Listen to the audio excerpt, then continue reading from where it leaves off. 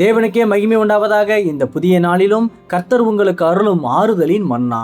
நான் உன்னை எல்லா போராட்டங்களுக்கும் விலக்கி உயர்ந்த அடைக்கலத்தில் வைத்து பாதுகாத்து ஆசீர்வதிப்பேன். சங்கீதம் 59:1. என் தேவனே, என் மேல் எழும்புகிறவர்களுக்கு என்னை விலக்கி உயர்ந்த அடைக்கலத்திலே வையும்.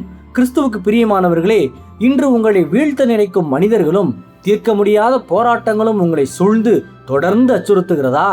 என் தேவனே, என் மேல் எழும்புகிறவர்களுக்கு என்னை விலக்கி உயர்ந்த அடைக்கலத்திலே வெய்யும் என்று தாவீதை போல இன்று நாமும் முழு விசுவாசத்தோடு தேவனை நோக்கி கூப்பிடுவோமாக. அன்று இஸ்ரவேலர்களை பார்வோனின் படைகள் துரத்திய போது முன்னே நின்ற செங்கடலை பிளந்து பாதுகாத்த சர்வவல்ல தேவன் இன்றும் உங்களுக்கு உயர்ந்த அடைக்கலமாக இருக்கிறார். ஆகவே தேவனுடைய சமூகத்தில் இன்று உங்களை முழுமையாக தாழ்த்தி பாவங்களை அறிக்கை செய்து பரிசுத்தமாய் வாழ உங்களை உண்மையோடு அர்ப்பணிக்கும் போது நிச்சயம் ஆசீர்வாதம் உண்டாகும்.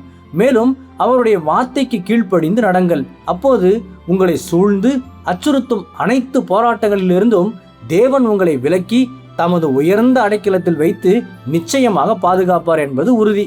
கர்த்தர் தாமே இந்த வார்த்தைகள் மூலமாக இன்று உங்களை ஆறுதல் படுத்தி ஆசீர்வதிப்பாராக. ஆமேன். அல்லேலூயா. ஜெபிப்போம். என் அன்புள்ள பரிசுத்த பரலோக பிதாவே, இந்த புதிய நாளுக்காக உமக்கு ஸ்தோத்திரம்.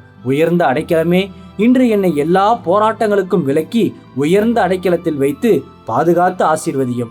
இன்று பிறந்த நாள், திருமண நாள் கொண்டாடும் உமது பிள்ளைகளின் இந்த புதிய ஆண்டை உமது நன்மை கிருபையால் முடிசூட்டி ஆசீர்வதியும். பிதாவே, இயேசுவின் வருகையில் நான் அவரோடு எடுத்துக்கொள்ளப்படும்படி என்னை தகுதிப்படுத்தும், தயார்படுத்தும். இயேசுவின் நாமத்தில் ஜெபிக்கிற நீங்கள் நல்ல பிதாவே. ஆமேன். மாரநாதா.